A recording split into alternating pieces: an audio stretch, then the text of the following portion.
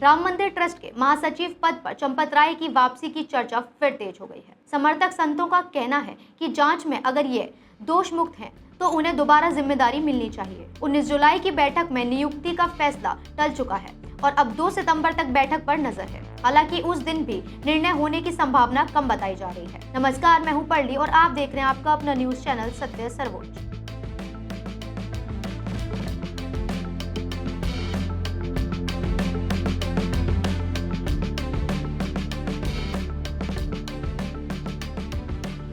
राम मंदिर ट्रस्ट के महासचिव पद को लेकर अयोध्या में एक बार फिर हलचल तेज हो गई है।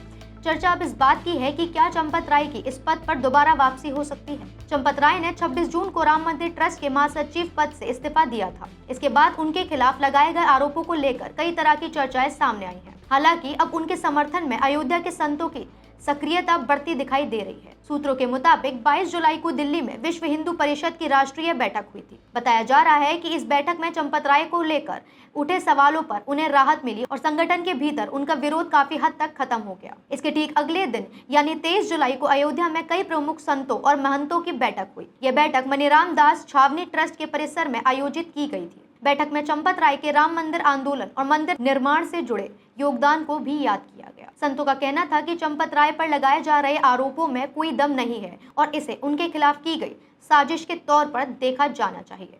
बैठक में यह मांग भी उठी कि अगर जांच में चंपत राय पर कोई आरोप साबित नहीं होता है तो उन्हें दोबारा राम मंदिर ट्रस्ट महासचिव बनाया जाना चाहिए। इस बैठक में महंत कमल नयन दास, स्वामी राजकुमार दास, महंत मिथिलेश नंदिनी शरण, महंत संजय दास, महंत गौरी शंकर दास समेत कई प्रमुख संत शामिल हुए थे। राम वल्लभा कुंज के प्रमुख और राम मंदिर धार्मिक समिति के सदस्य स्वामी राजकुमार दास का कहना है कि संत समाज चंपत राय को निर्दोष मानता है। उनका कहना है कि अगर सभी जांचों में चंपत राय बेदाग पाए जाते हैं तो उनकी दोबारा नियुक्ति का स्वागत किया जाना चाहिए। स्वामी राजकुमार दास ने चंपत राय के पुराने योगदान का भी जिक्र किया। उन्होंने कहा कि राम मंदिर आंदोलन के दौरान में चंपत राय ने अशोक सिन्हल के साथ मिलकर महत्वपूर्ण भूमिका निभाई थी और बाद में भी मंदिर निर्माण की प्रक्रिया में उनका योगदान रहा है। इधर खबर यह भी है कि चंपत राय खुद अयोध्या के संतों और महंतों से लगातार मुलाकात कर रहे हैं। वे अलग अलग मंदिरों में पहुंचकर साधु संतों से बातचीत कर रहे हैं और राम मंदिर की व्यवस्थाओं में जुड़े मुद्दों पर चर्चा कर रहे हैं। माना जा रहा है कि इन मुलाकातों के जरिए वे संत समाज के बीच अपना भरोसा और समर्थन मजबूत करने की कोशिश कर रहे हैं। चंपत राय के समर्थकों की ओर से उनकी सादगी और निजी संपत्ति को लेकर भी बातें सामने आ रही हैं। उनके करीबियों का दावा है कि उनके पास बैंक खाते नहीं है और उनके पैतृक घर में जो हिस्सा उनके नाम है उसे भी वे अपने भाई के नाम करने की तैयारी में है। बताया जा रहा है कि इसके बाद उनके नाम कोई संपत्ति नहीं रहेगी। अब बात करते हैं आगे के फैसले की। राम मंदिर ट्रस्ट की 19 जुलाई को हुई बैठक में नए महासचिव की नियुक्ति पर फैसला नहीं हो पाया था। फिलहाल डॉक्टर कृष्ण मोहन कार्यवाहक महासचिव के तौर पर जिम्मेदारी संभाल रहे हैं। वह मंदिर की व्यवस्थाओं को देख रहे हैं और धार्मिक समिति से जुड़े संतों से भी लगातार बातचीत कर रहे हैं। कुछ दिन पहले डॉक्टर कृष्ण मोहन अयोध्या में भारतीय स्टेट बैंक की शाखा पहुंचे थे,